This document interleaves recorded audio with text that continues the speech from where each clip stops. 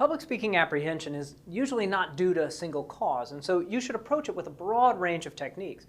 Now, this video will discuss 4 research-based techniques for coping with speech apprehension. Systematic desensitization acclimates you to public speaking. The idea is the more you are used to speaking, the more you're desensitized to it, and the less apprehensive you are. For example, I don't like snakes, like at all. My son, however, does. And so when we go to the zoo, I can get close to snakes, I can pet them, I can even hold the nasty little critters. All of which I think is pretty gross, but I can do it. I just gotta move gradually. And you can do systematic desensitization at home. Basic idea is you find a comfortable chair and you start with some relaxation techniques. So breathing slowly, thinking about each part of your body. And once you're thoroughly relaxed, but you're not asleep yet, once you're thoroughly relaxed, imagine giving a talk. So to begin with, imagine a relaxed speaking encounter. So let's say you're just telling a story to a group of friends. And the more detailed you can make the visualization, the better. So you check, oh, is your body still relaxed? Great.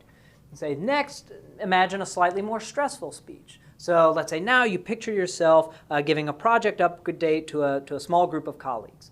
Okay, are you still relaxed? If not, recognize that and relax your muscles again. And then you move on to another stressful event and so on and so forth. And each time you're increasing the formality, size, and prestige of the audience. The idea is that systematic desensitization works because you're repeatedly exposed to the public speaking stimulus, gradually desensitizing you. You can even do it while you're holding a snake if you want to. Whereas systematic desensitization tries to reduce your response to the speaking event, visualization tries to help you see yourself doing well while you're speaking. Speech apprehension tends to be worse if you can't even imagine yourself doing well.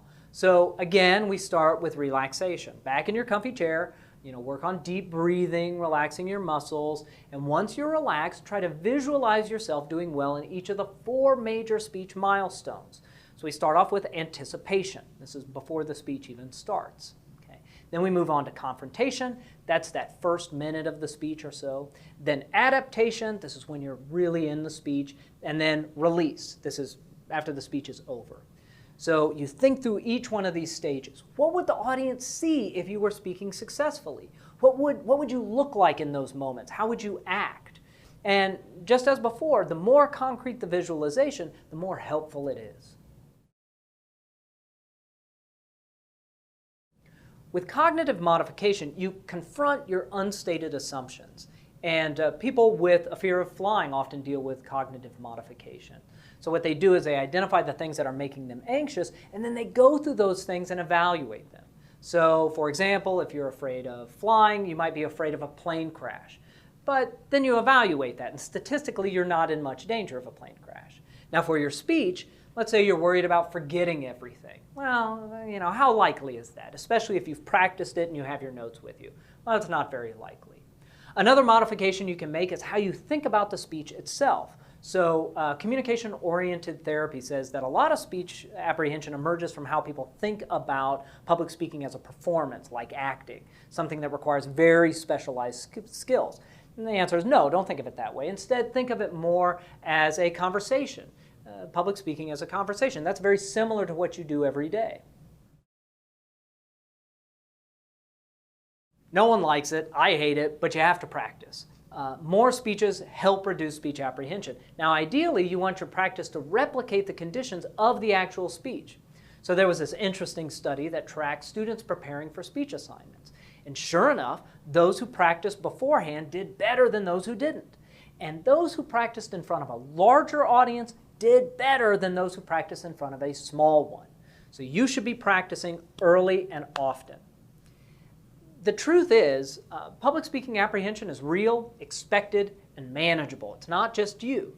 If you're extremely apprehensive, then the common wisdom is to start with low engagement approaches like systematic desensitization and cognitive modification.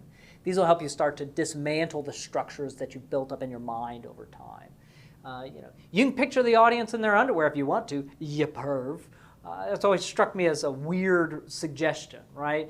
We don't do that anywhere else. Are you scared of tigers? Oh, yeah, I'm scared of tigers. I'm a human. I'm scared of tigers. How about a tiger in a nice little negligee? Oh, now it's my feelings that scare me.